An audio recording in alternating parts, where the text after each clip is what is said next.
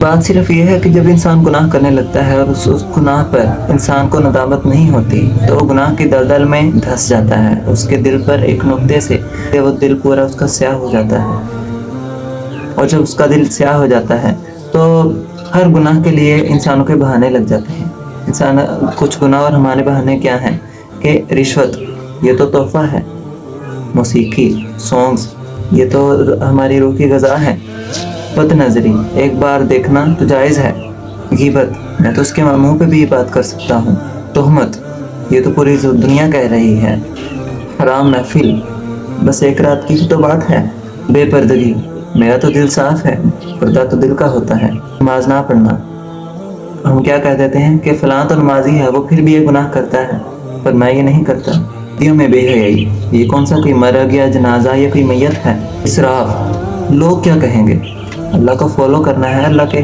دین کو فالو کرنا ہے تو لوگ کیا کہیں گے، عیاشی 2 دن کی زندگی ہے جیسے گزارنا چاہتے ہو وہ گزار لو، شراب نوشی اللہ غفور الرحیم ہے وہ مجھے معاف کر دے گا، یاد رکھیں کہ اللہ بے شک وہ سب کا خدا ہے لیکن ایک تہجد گزار اور ایک پوری رات شراب پینے والا ان دونوں سے اللہ سبحانہ و تعالی برابر کی محبت نہیں کر سکتے۔ Let's not equal for these two people۔ نماز باجماعت نہ پڑھنا یا ٹائم ہی نہیں ملتا، ایسے بہانے سوچنے سے پہلے ہمیں یہ یاد رکھنا چاہیے کہ ایک دن قریب آئے گا جب ہمیں اللہ کی طرف لوٹ جانا ہے، یاد رکھیں ہر گزرتا ہوا دن، ہر گزرتا ہوا لمحہ آپ کو آپ کی موت کے قریب کر رہا ہے، آپ کو اس زندگی سے دور کر رہا ہے اور آپ کو اللہ کے قریب کر رہا ہے۔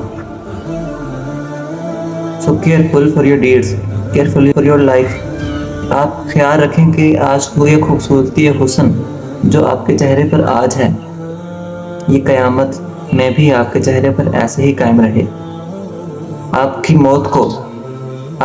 کے وقت آپ کی روح کو سختی سے نہ نکالا جائے بلکہ آرام سے اور محبت سے نکالا جائے، قبر میں آپ پر عذاب نہ ڈالا جائے بلکہ آپ کے اوپر رحم سے معاملہ پیش لایا جائے۔